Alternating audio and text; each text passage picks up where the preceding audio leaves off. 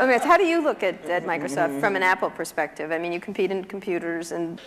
If you look at the reason that the iPod exists and that Apple's in that marketplace, it's because these really great Japanese consumer electronics companies who kind of owned the portable music market for a long, invented it and owned it, couldn't do the appropriate software. Couldn't conceive of and implement the appropriate software. Because an iPod's really just software. It's software in the iPod itself, it's software on the PC or the Mac, and it's software in the cloud for the store. And it's in a beautiful box, but it's software. If you look at what a Mac is, it's OS 10, right? It's in a beautiful box, but it's OS 10. And so the big secret about Apple, of course, not so big secret maybe, is that Apple views itself as a software company. And there aren't very many software companies left, and Microsoft is a software company. And so, you know, we look at what they do, and we think some of it's really great, and we think some of it's, a little bit of it's competitive, and most of it's not. Alan Kay had a great quote back in the 70s, I think. He said, people that love software want to do their own hardware, you know? Well, Bill loves software. No, I can resist that. The question is, are there markets where the innovation and variety you get is a net positive? The negative is that in the early stage, you really want to do the two together. So you want to do prototyping and things like that, you know, really is one thing. And then let's take the phone market. We think we're on 140 different kinds of hardware. We think it's beneficial to us that even if we did a few ourselves, it wouldn't give us what we have through those partnerships. Likewise, if you take the robotics market, very undeveloped. We have over 140 all tiny volume robots using Microsoft software, and the creativity, building toys, security things, medical things. We love the innovation and the ecosystem that's going to grow up, who knows when, but we're patient around that, and we'll have a great asset with this robotic software platform. So there are things like PC, phone, and robot where the Microsoft choice is to go for the variety. It's great. They're, you know, for them, they do what works super well for them. Do you ever regret, was there something you might have wanted to do differently? And maybe you feel like this happened after you left Apple. Something you might have done differently where you could have had a much bigger market share for the Mac? Well, before I answer that, let me make a comment on Bill's answer there, which is, it's very interesting in the consumer market and the enterprise market. They're very different spaces. And in the consumer market, at least, I think one can make a pretty strong case that outside of Windows on PCs, it's hard to see other examples of the software and hardware being decoupled working super well yet. It might in the phone space over time. It might. But it's not clear. It's not clear. You can see a lot more examples of the hardware-software coupling working well. And so I think this is one of the reasons we all come to work every day, is because nobody knows the answer to some of these questions. And we'll find out over the coming years. Maybe both will work fine.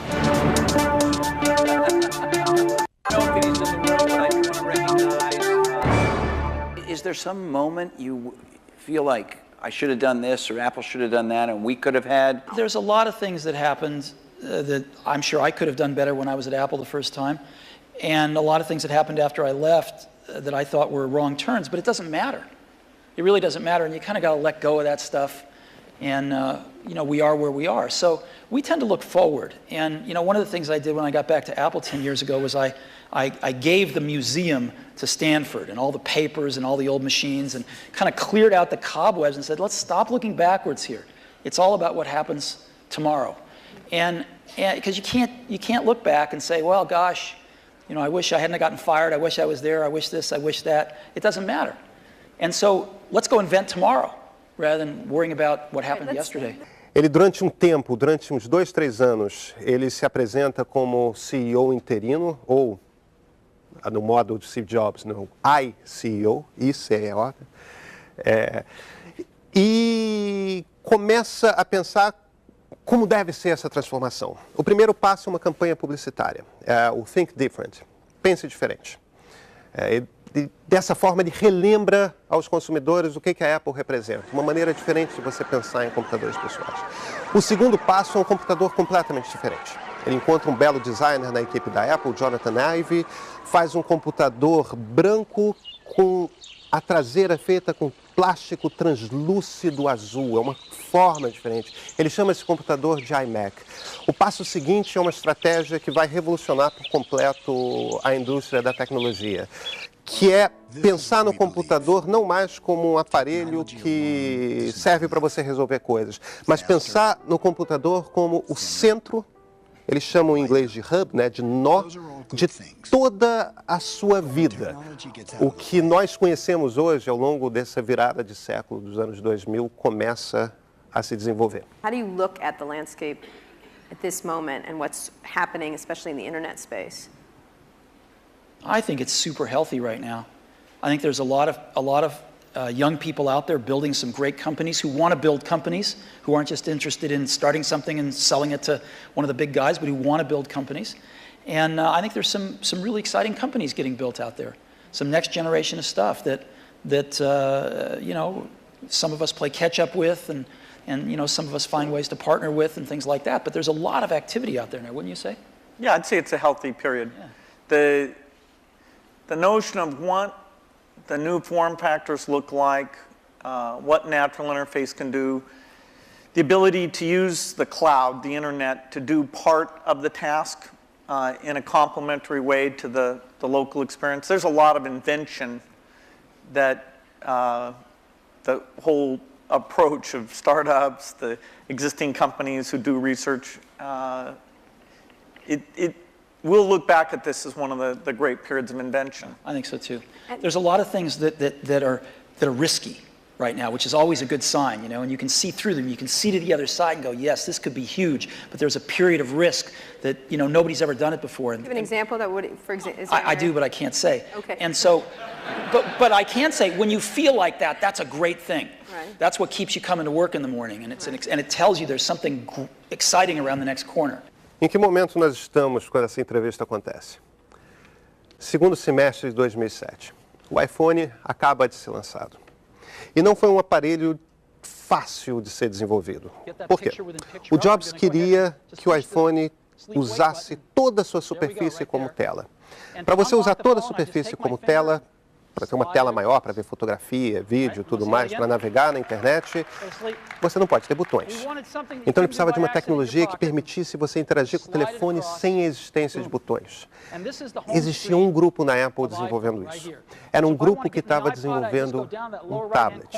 Até esse período, Jobs negava veementemente, e continuou negando veementemente nos anos seguintes, que a Apple sequer estivesse pensando em fazer um tablet. Mas ele queria fazer um tablet. E um dos conceitos que ele tinha na cabeça para um tablet é, olha, você não pode usar uma caneta, você não pode usar nada, você tem que interagir com o tablet usando a sua mão. E ele não pode lembrar o sistema de um computador, ele tem que ser intuitivo no uso da mão. Essa tecnologia já estava desenvolvida. O iPad não estava nem próximo de ficar pronto, mas a tecnologia essencial estava desenvolvida. Essa tecnologia foi usada primeiro no iPhone. No entanto, nesse momento, a grande obsessão do Steve Jobs era quando que nós vamos ter o nosso tablet pronto para lançar no mercado. Okay, but so the two of you have certainly you're involved every day with the internet. You have internet products. You have a whole slew of stuff on the internet. You have iTunes and .Mac and all of that. But on another level, you're the guys who represent the rich client, the personal computer, the, you know, big operating system and all that. And there is a certain school of thought, and I'm sure it's shared by some people in the room, that this is all migrating to the cloud and you'll need a fairly light piece of hardware that won't have to have all that investment, all the kind of stuff you guys have done throughout your careers. So as much as people might think of you as rivals, one way to think of you as the two guys. They were both dinosaurs? Huh? They were both dinosaurs? Dinosaurs or whatever. I can talk about that? No. Seriously, is You're there, betting on in a system 5 that is years, changing. in 5 years, is the personal computer still going to be the linchpin of all this stuff? Well, you can say that it'll be predicted that it won't be. You know, the network computer took us over about, 5 years ago, we disappeared. Remember the single function computer? There was somebody who said that these general purpose things are kind of a dumb idea. So that took us over. The mainstream is always under attack. The thing that people don't realize is that you're going to have rich local functionality. I mean, at least our bet. As you get things like speech and vision, as you get more natural form factors, it's a question of using that local richness together with the richness that's elsewhere. And as you look at the device, say, that's connecting to the TV set or connecting in the car, there are lighter weight hardware internet connections. But when you come to the full screen, rich, you know, edit the document, create things, you know, I think we're nowhere near where we can be on making that stronger. I'll give you a concrete example. I love Google Maps, use it on my computer, you know, in a browser. But when we were doing the iPhone, we thought, wouldn't it be great to have maps on the iPhone? And so we called up Google, and they'd done a few client apps in Java on some phones, and they had an API that we worked with them a little on. And we ended up writing a client app for those APIs. They would provide the back-end service. And the app we were able to write, since we're pretty reasonable at writing apps, blows away any Google Maps client. Just blows it away. Same set of data coming off the server, but the experience you have using it is unbelievable. It's way better than the computer. And just in a completely different league than what they'd put on phones before. And you know, that client is the result of a lot of technology on the client, that client application. So when we show it to them, they're just blown away by how good it is. And you can't do that stuff in a browser.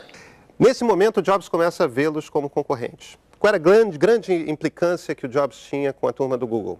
Ele achava que eles eram grandes engenheiros e que, no entanto, eram incapazes de fazer máquinas atraentes ou softwares atraentes.